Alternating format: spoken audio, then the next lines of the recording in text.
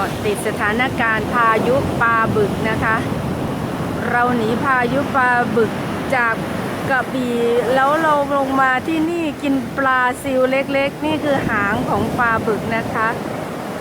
ก็ยังน่ากลัวอยู่ดีนี่คือหางของปลาบึกค่ะ